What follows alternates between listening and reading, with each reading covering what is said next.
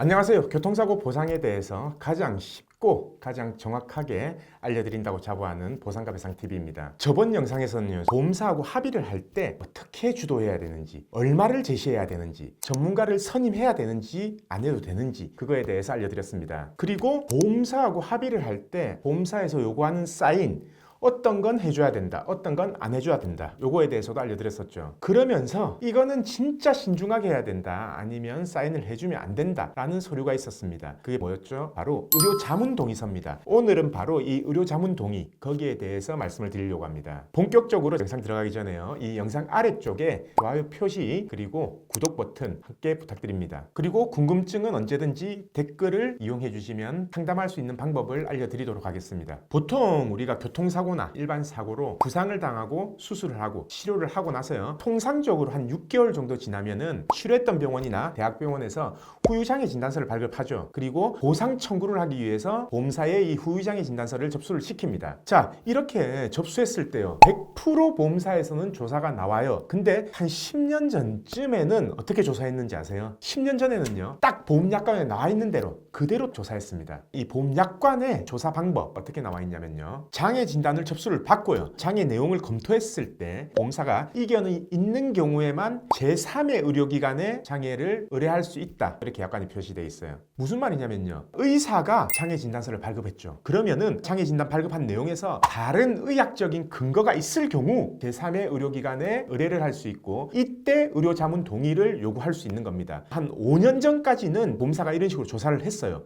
근데 지금은 어떻게 조사를 하냐? 장애 진단서 청구하고 보험사 조사 나오면요, 제일 먼저 들이미는 게 의료자문동의서입니다. 그러면서 약관을 보여줘요. 이견이 있을 경우 다른 제3의 의료기관에 의료자문을 할 수 있다, 아니면은 동시감정을 할 수 있다, 이런 내용의 약관을 보내주거든요. 근데 이견이 있을 경우 이 내용은 빠뜨려요. 자, 생각을 해보세요. 의사가 의학적인 소견을 가지고 진단서를 발급했습니다. 그러면은 이견이 있다라는 거는요, 보험사 자기들 생각이 아닌 다른 의사의 이견, 의학적 소견, 의학적 근거가 있어야 된다는 거죠. 근데 10년 전에는 이 소견을 받기 위해서 어떻게 했냐면요, 주치의한테 갔어요. 자, 장애 진단서를 발급한 의사 또는 주치의한테 갔다라는 겁니다. 가서 자, 이 사람의 상태가 이렇고 장애 진단에 대한 이견이 있냐, 아니면 다른 소견이 있냐, 이걸 물어봤을 때 주치의나 치료했던 의사, 수술했던 의사가 이런 이견이 있을 경우에만 의료자문 동의를 해달라라고 이렇게 요구했다는 거죠. 근데 지금은 안 그래요. 지금은요, 주치의, 수술한 의사 안 갑니다. 안 가고 바로 이 의료자문 동의를 해달라고 해요. 그러면은 보험사에서 자문 의사를 보유하고 있고, 어디 있냐면요, 각 대학병원, 대형 병원, 여기에 보험사하고 의료자문을 하면은 뭐 건당 20만 원 주겠다, 30만 원 주겠다, 이런 내용으로 계약을 체결을 합니다. 보험사에서 장애진단서를 접수를 받죠. 그러면은 이 서류하고 의료기록 차트 있죠, 전부 다 하고 자문비를 보험사의 의료자문의사한테 줘요. 그러면은 의사는 서류만 가지고 판단하는 겁니다. 아니, 팔목이 움직이고 안 움직이고, 허리가 움직이고 안 움직이고, 내 몸이 마비되어 있는지 안 돼 있는지를 수술하고 치료하고 계속적으로 입원하는 병원에서 제일 잘 알지. 서류만 딱 보고 한시장애다, 연구장애다, 그거를 아는 의사면요, 지금 거기서 수술할 게 아니라 전보로 다녀야 돼요. 맞잖아요. 이 환자가 2년 뒤에 회복하겠다 안 하겠다, 이걸 100% 알면은 지금 수술하고 있을 때가 아니죠. 상담만 해주고 돈 벌어도 그거보다 훨씬 더 많이 벌겠죠. 이 자문 의사들한테 나오는 소견은 뻔합니다. 100건에 99건 어떤 식으로 나오냐면요, 장애가 없다, 정상적으로 다 움직인다, 그리고 지금은 장애 판단할 시기가 아니다, 한 2년 정도 더 있다가 봐야 된다, 전부 다 이런 소견들이에요. 그러면은 보험사가 당연히 자, 우리가 자문 받았을 때 이 소견이 나왔다, 그래서 보험금을 지금 못하겠다, 2년 3년 뒤에 다시 청구를 하든지, 아니면 한 가지 방법을 제시를 합니다. 그게 뭐냐, 당신이 만약에 1,000만 원 청구했다, 그러면은 우리는 500만 원밖에 못 준다. 거기에 대해서 합의하려면 합의하고, 아니면은 다른 제3의 의료기관, 제3의 대학병원으로 지정을 해서 한번 가보자. 보통은 이런 식으로 해서 이제 보험사가 조사를 한다라는 거죠. 지금은 전부 다 이래요. 근데 예전에는 어떻게 했냐? 아까 말씀드렸죠. 제3의 병원에서 만약에 장애 진단을 끊었다, 아니면 지금 치료하고 있는 병원에서 장애 진단을 끊었다 라고 하면은 보험사가 소견받을 수 있는 사람은 치료하는 의사, 그리고 수술한 의사, 아니면 치료받았던 병원, 지금 현재 입원하고 있는 병원,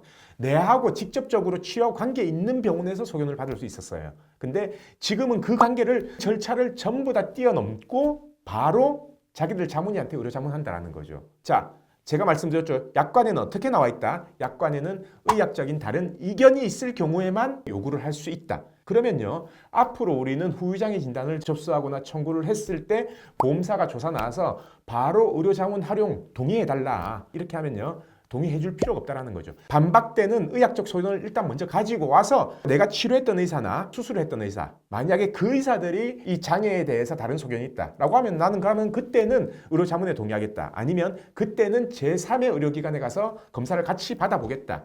이걸 요구하시면 됩니다.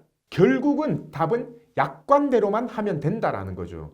보험사도요, 약관에 나와 있지 않는 내용을 주장할 수도 없고 요구할 수도 없어요. 마찬가지로 우리도 정당한 권리를 지키기 위해서는 약관에 나와 있는 대로만 보험사에 요구하시면 된다라는 거죠. 그리고 보험사에서 의료 자문 동의, 이거는요, 피보험자의 서명을 받지 않고는, 동의를 받지 않고는 절대 못 받습니다. 왜냐? 그거는 의료보호 위반이에요. 그래서 애초부터 보험사가 조사 나와서 동의를 해줄 때는요, 의료 자문 동의서 말고 나머지 의무 기록, 발급 동의서, 열람 동의서 이런 부분에서는 동의를 해주고, 주치 아니면 내 치료했던 의사, 수술했던 의사한테 소견 받는 것까지는 동의해주겠다. 근데 당신들 자문의사, 제3의 병원 이런 데서는 자문 받는 거 동의 못한다. 우선 내 치료했던 의사나 수술했던 의사한테 가서 반대되는 의학적 소견을 가지고 오면 그때 대해서 다시 얘기를 하자. 그거를 당당하게 요구하시길 바랍니다. 자, 실무적으로 이게 되게 문제가 많거든요. 그래서 제가 영상 촬영을 좀 더 하면 너무 험한 말이 나올 것 같아요. 그래서 이번 영상은 여기까지 하고요. 다음번에 더 좋은 주제로 찾아뵙겠습니다. 자, 마지막으로 영상 아래쪽에 좋아요 표시, 구독 부탁드립니다.